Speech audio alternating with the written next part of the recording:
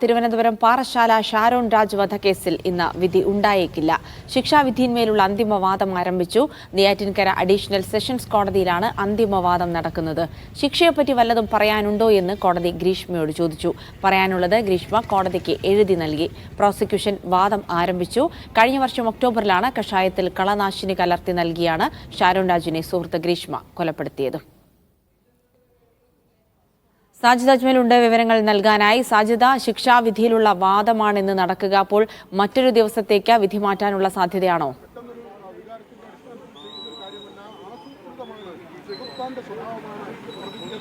ജിൽസി, ഇപ്പോൾ കോടതിയിൽ വാദം നടന്നുകൊണ്ടിരിക്കുകയാണ്. ഈ ഗ്രീഷ്മയുടെ വാദങ്ങൾ പൂർണ്ണമായി കോടതി കേട്ടു. ഗ്രീഷ്മയ്ക്ക് എന്തെങ്കിലും പറയാനുണ്ടോ എന്നുള്ളതാണ് ജഡ്ജി ആദ്യം ചോദിച്ചത്. പറയാനുണ്ട്, അത് എഴുതി വന്നിട്ടുണ്ട് എന്നാണ് പറഞ്ഞത്. ഇതോടുകൂടി ഈ ജഡ്ജിയുടെ ചേംബറിനടുത്തേക്ക് ഗ്രീഷ്മയെ വിളിച്ചു. തുടർന്ന് ഈ ഗ്രീഷ്മ എഴുതി നൽകി. അതോടൊപ്പം തന്നെ തനിക്ക് 24 വയസ്സ് മാത്രമാണുള്ളത്, മറ്റൊരു ക്രിമിനൽ കേസിലും പ്രതിയല്ലെന്നും പരമാവധി ഇളവ് നൽകണം എന്നും ആവശ്യപ്പെട്ടു. തുടർന്ന് ഈ ഗ്രീഷ്മയുടെ ബിരുദ സർട്ടിഫിക്കറ്റും PG സർട്ടിഫിക്കറ്റും നൽകി. താൻ ഉന്നത വിദ്യാഭ്യാസം ഉള്ള വ്യക്തിയാണ്, ഇനി മികച്ച രീതിയിൽ സമൂഹത്തിൽ ജീവിക്കണമെന്ന് ആഗ്രഹിക്കുന്നുണ്ട് എന്ന് പറഞ്ഞാണ് ഈ ഡിഗ്രിയും PGയും സർട്ടിഫിക്കറ്റുകൾ നൽകിയത്. ഇതും ജഡ്ജി പരിശോധിച്ചു. പരമാവധി ഇളവ് വേണമെന്നാണ് ആവശ്യപ്പെട്ടത്. ഇതോടുകൂടി ഗ്രീഷ്മയുടെ വാദങ്ങൾ പൂർത്തിയായി. പിന്നീട് പ്രോസിക്യൂഷനാണ് വാദമാണ് ഇപ്പോൾ നടക്കുന്നത്. പ്രോസിക്യൂഷൻ ഏറ്റവും പ്രധാനമായി പറഞ്ഞൊരു കാര്യം, യഥാർത്ഥ പ്രണയത്തെ കൂടി കൊലപാതകം ചെയ്ത കേസാണിത് എന്നുള്ളതാണ്.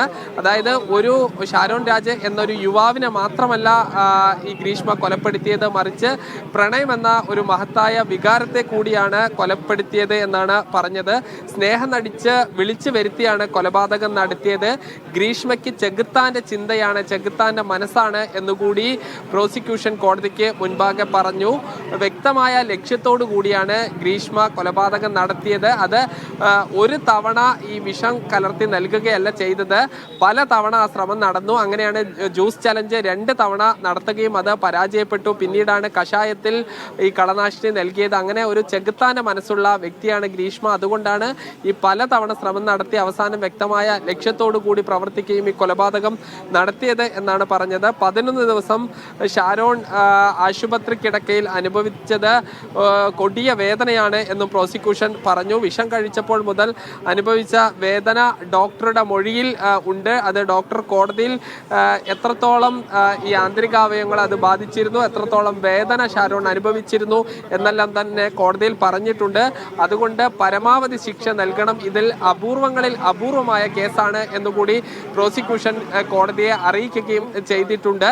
ഇന്ന് എന്തായാലും ഈ വാദങ്ങൾ പൂർത്തിയാകും. ശിക്ഷാവിധി മറ്റൊരു ദിവസം ഉണ്ടാവാനുള്ള സാധ്യതയാണ് ഉള്ളത്. ഇപ്പോൾ ഈ പ്രോസിക്യൂഷൻ കോടതിയിൽ പറഞ്ഞിട്ടുള്ളത് കൊലപാതകം യാദൃശ്ചികമായി സംഭവിച്ചതല്ല, കൃത്യമായ ആസൂത്രണം നടത്തി പദ്ധതി തയ്യാറാക്കി നടത്തിയ ഒരു കൊലപാതകമാണ്. അതുകൊണ്ട് ഈ പ്രായത്തിന്റെ ഇളവ് നൽകരുത്. തീർച്ചയായും സാജിദ, ഈ കേസിന്റെ നാൾവഴികൾ പരിശോധിക്കുമ്പോഴും നമുക്കത് മനസ്സിലാക്കാൻ കഴിയുന്നുണ്ട്. കൃത്യമായി ആസൂത്രണം ചെയ്തുകൊണ്ട് ആദ്യം ജ്യൂസ് ചലഞ്ച് അടക്കം, പിന്നീട് അത് പരാജയപ്പെട്ടപ്പോഴാണ് കഷായത്തിൽ കളനാശിനി കലർത്തി നൽകിയത്. അപ്പോൾ വളരെ പ്ലാൻഡ് ആയിട്ടുള്ള ഒരു മർഡറാണ് നടന്നത് എന്നുള്ള കാര്യത്തിൽ സംശയമില്ല. പക്ഷേ എത്രത്തോളം ഈ ശിക്ഷ കുറയ്ക്കാൻ കഴിയും എന്നുള്ള കാര്യമാണ് പ്രതിഭാഗം ഇപ്പോൾ ആലോചിക്കുന്നതെന്ന് മനസ്സിലാക്കുന്നു. പ്രത്യേകിച്ച് പ്രായം പറഞ്ഞുകൊണ്ട് കൂടുതൽ പഠിക്കണമെന്ന് ആവശ്യപ്പെട്ടുകൊണ്ട് ഗ്രീഷ്മ എഴുതി നൽകുന്നതൊക്കെ അതിന്റെ ഭാഗം കൂടിയാണല്ലേ?